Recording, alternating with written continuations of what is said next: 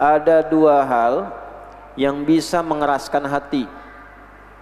Kalau hati keras, malas ibadah, maksiat banyak, jadi pemarah. Jadi pemarah. Makanya ada yang mengatakan hati sekeras batu, kan? Kalau di Quran dibalik, batu aja bisa lembut, kok hati bisa lebih keras dari batu? Ditanya balik oleh Quran. Itu ada di Al-Baqarah ayat 74. Tsumma qasat qulubukum min ba'di dzalika fahiya kal hijarati aw ashaddu qaswah. Kemudian ada orang yang begitu keras hatinya, sekeras batu. Allah. Padahal batu saja bisa lebih lembut dari hati dia. Batu itu saking lembutnya, kadang-kadang bisa mengeluarkan air karena takut kepada Allah, keluar air dari dalamnya. Bisa jadi fasilitas sungai untuk mengalir. Nah, ini manusia dikasih air wahyu, dikasih air hidayah, nggak diambil-ambil. Ya, isnatani, dua faktor, dua hal yang menyebabkan hati jadi keras. Kalau sudah keras, dikit-dikit marah, sulit ibadah, banyak bantah, itu keras hati itu. Satu, kathratul kalam, banyak bicara, banyakkan bicara, itu bikin keras hati. Ya, makanya secukupnya. Kalau diminta pendapat, ya. Kalau tidak, ya ngobrol seperlunya. Boleh membuka ngobrol yang terukur. Maksud banyak bicara itu segala dibicarakan, segala dibahas. Nah, sekarang eranya pembicaraan itu banyak muncul. Sekarang eranya berganti masanya. Ini kalau ngaji hadis, nanti lain kali lah di pengajian mana kita bahas itu tentang hadis-hadis akhir zaman. Nah, sekarang kekeliruan membahas hadis-hadis itu pada nyari kiamat.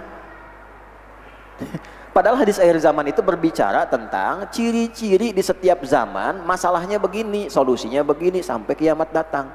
Nah, salah satu yang dijaga, saya balik dengan cepat supaya tidak terlambu kemana-mana, kathratul kalam, jangan kebanyakan bicara. Jaga, diukur, tempatkan sewajarnya. Dengan yang kedua, wa kathratul akli, dan banyak makan. Nah, Fudail itu jadi ulama besar, walaupun masa lalunya kelam, kemudian jadi ulama besar, setelah itu menjaga makanan, menjaga makannya, tidak terlampau kenyang. Kata Al-Imam Asy-Syafi'i rahimahullahu ta'ala, asy-syab'u yuthqilul badana wa yuqassil qalba wa yuzilul fatana wa yajlubun nauma wa yudha'ifu sahibahu wa yudha'ifu, atau yudha'if bisa menggandakan, tapi lebih tepat yudha'ifu sahibahu anil ibadah. Terlampau kenyang itu bisa memberatkan badan, mengeraskan hati, mengurangi kecerdasan, ya? Kemudian mempercepat datangnya kantuk, banyak tidur. Selanjutnya, dan menghambat orang kenyang itu, terlalu kenyang itu, untuk memaksimalkan ibadah. Itu kata Al-Imam Asy-Syafi'i. Al-Imam Al-Ghazali rahimahullah ta'ala, beliau mengatakan, asy-syab'u yurithul baladah was-sabiyyu idza akthara al-akla batala hifdhuhu wa fasada dhihnuhu wa sara bati'al fahmi wal idraki. Terlampau kenyang itu hanya mewariskan kelemahan, lemah berpikir, lemah beraktivitas. Nah, ini untuk ibu bapak ya, untuk anaknya, untuk cucunya. Was-sabiyyu, adapun anak-anak itu, anak-anak kecil, idza aktsaral akla, kalau didorong oleh orang tuanya terlalu banyak makannya.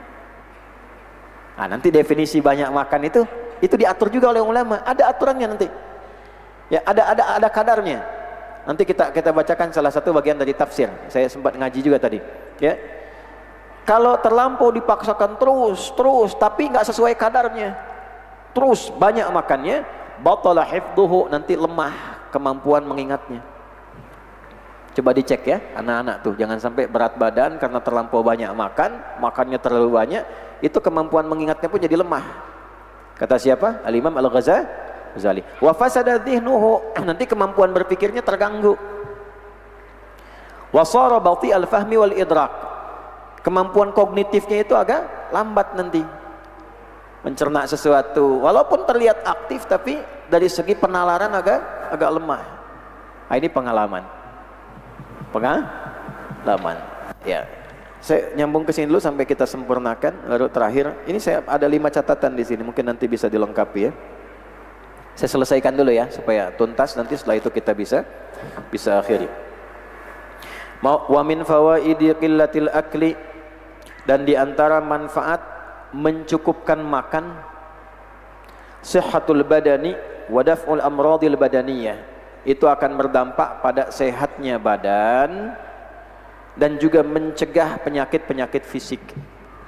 Nah, itu ulama sepakat tuh ya, biasanya di antara sumber penyakit fisik paling banyak itu dihasilkan dari makanan, pola makan yang salah ya. Fa inna sababaha kathratul akli wa kathratus syurbi, karena sebab banyaknya orang terkena penyakit fisik, kata Syekh Hashim di sini menyimpulkan dari riwayat-riwayat para ulama, dari hadis-hadis. Apa sebabnya? Kathratul akli, makan yang tidak terkontrol, wa kathratus syurbi, dan minuman yang tidak terkontrol. Kama qila, sebagaimana pernah diingatkan, fa inna da'a aktsaru ma tarahu yakunu minat ta'ami awis syarabi. Sungguh penyakit fisik itu, itu penyakit fisik, obatnya dawa ya. Marad, penyakit hati, obatnya syifa. Kolbu, kena penyakit, penyakitnya marad. Badan itu bahasa Arab, jasad, kena penyakit, penyakitnya da. Fi qulubihim marad, bukan da. Nah, itu detailnya Quran. Obat marad itu syifa.